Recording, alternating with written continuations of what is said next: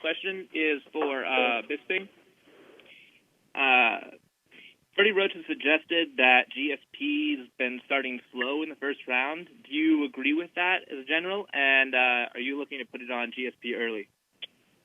I mean, honestly, I haven't watched that much tape of George, and whether he starts fast, starts slow, it doesn't matter. I'm going to fight the way I fight, and you know, I finish a lot of my fights, and I'm going to look to finish this one. And you know, you don't get any prize, you know, any extra money for overtime. So as quick as I can get him out of there, the better. You know, so yeah, as soon as that referee says fight, Big John, Mark Goddard, Herb Dean, whoever it is, when he says fight, I'm going at the son of a bitch, believe you me. Now, there was a report of an altercation at a 24-hour fitness and a suit being put against you. Is this accurate? Here we go. If so, is it going to distract you from focusing on the fight? No, it is completely inaccurate or inaccurate. It is not factual.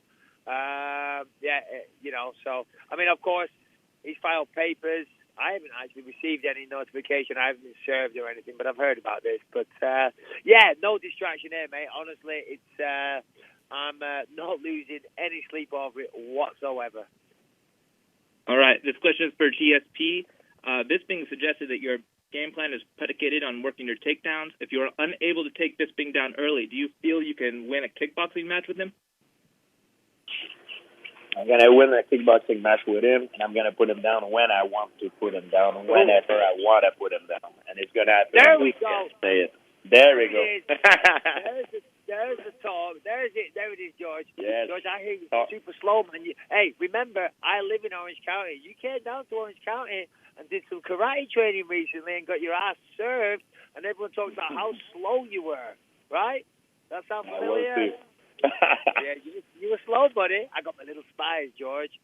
Yeah. I got my little spies. You ain't shit, pal. When you can't take me down, you're fucked. So, yeah. My last question, George, you definitely have gained some mass. Do you feel that is going to hurt your cardio, and do you feel that it's going to make you slower? I'm actually, I feel more powerful than ever at this match. I feel I have more muscle and I'm leaner. I eat way more healthy than before, and it makes a big difference, you know. I never eat like this before. I never had a program. I was always eating whatever I want. And it changed my body a little bit, and it made me feel better inside. It makes you feel better. You recuperate better, and you sleep better, and it's all good. It's all positive. I can't wait to show him. Yeah.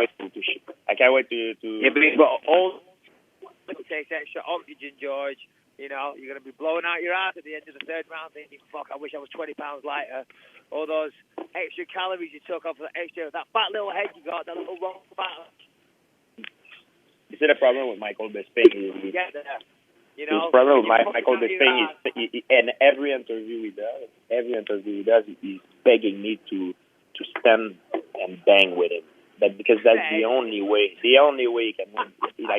And even there, it's not guaranteed that he's not guaranteed he's not gonna win. So he's begging me because he's terrified that I put him down and I punch him in the face. What I want to do, and I break him down. Oh wow.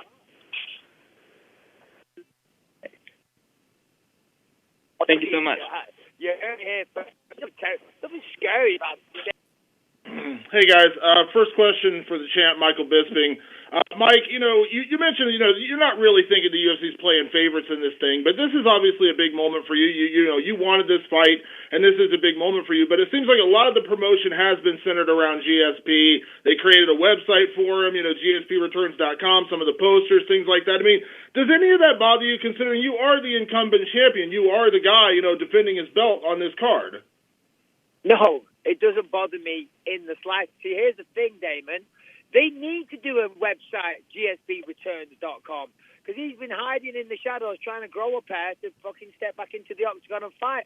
I've been out here taking on the best of the best in the world, juiced up or not juiced up, the whole time. I've gone fucking nowhere. So they need to tell everyone. They need to tell all the Mounties up in Canada that George is back. They've got to tell all the bloody poutine eaters in Montreal that George is back. They've got to let the world know. Me, same day, same place. Catch me in the octagon. For you, Mike, in the lead up to the fight, George has talked a lot about, being aggressive, going for the finish. And it seemed like a lot of that style that he had before, kind of changed after the loss to Matt Serra, where he did kind of go to more of a wrestling-heavy style in his attacks with his fights. Do you believe him when he says he's actually going to come out there and, gun for the finish in this fight? No, I'll guarantee you, I see more aggression out of my wife when it's Christmas shopping than what we'll see out of George in Madison Square Garden. He's going to fight the same way he always fights. Listen, he's saying he's reinvented the wheel and he's going to do something different. But here's the fact, and George knows this. When you're under pressure, you fight the way you fight. You go back to your comfort zone. You go back to the things you like to do. And he's going to look to take me down. And that's granted. That's within the skill set. That's within the rules. It is mixed martial arts. It's not a boxing contest. It's not kickboxing. So God bless him. Try it. Good luck. And I'll be ready, but he fights the way he fights. And most of the people that he's beaten are all lightweights or featherweights. All right, there's a couple of solid welterweights on there like Carlos Condit and people like that. But he hasn't fought anyone with my size, anyone with my well-roundedness. Like Jake Shields, straight-up grappler. Some people just, Carlos Condit, straight-up striker. Nick Diaz, he's got no wrestling whatsoever, so he couldn't stop the takedowns. I can stop the takedowns. To say I'm terrified is laughable. It's hilarious. I didn't know George was such a comedian. So, yeah, we're going to see George wrestle. We all know it. And in the lead up to the fight, Mike, I mean, you're no stranger to a little bit of trash talk. You like to get in under your opponent's skin, so to speak. You've had those moments with George. We saw that after the press conference. You kind of had a little bit of a backstage altercation. But you're good at reading people. Do you truly believe that you've just gotten under his skin? That may play a factor in this fight? I've definitely got under his skin. Listen, here's the fact of the matter, right? I like George. George is a great guy. George is a fantastic ambassador for mixed martial arts. I've got nothing negative to say about him other than the fact we're going to fight, right? So he's going to try and knock me out or choke me out or whatever it may be in front of the world. So right now, he's my enemy, all right? Once this is done, I like George. I respect him, but all's fair in love and war. So, he's going to try and beat me up. So fuck it. I'm starting on him now. I'm starting the verbal onslaught. I'm starting the attack. As I say, when it's all done, it's over. But, I'm definitely getting at him 100%. I can tell. See, when George gets pissed off, he sticks his tongue into his lips, into his cheek, and you can see it. And that's what I said. I didn't touch him. I pointed. I said, there's the tongue. And when I did that, he flicked me in the face. So that's why afterwards, keep your fucking hands to yourself, pal. But it's all good. The fight's almost upon us. Awesome. And a question for George. So few fighters in this sport actually walk away on top and actually leave off a win or off with the championship and things like that. And you did that. You left as the, 9-time defending welterweight champion. Do you feel like you have something to prove, coming back? Was that any part of it, after 4 years away, that you had something to prove with a fight like this? I don't really have something to prove. I do it because I want to live my life to the fullest. Why would I would not want to come back? Fighting Michael Bisping for the title in the Madison Square Garden, this mythical place, I would be fooled to not take this opportunity.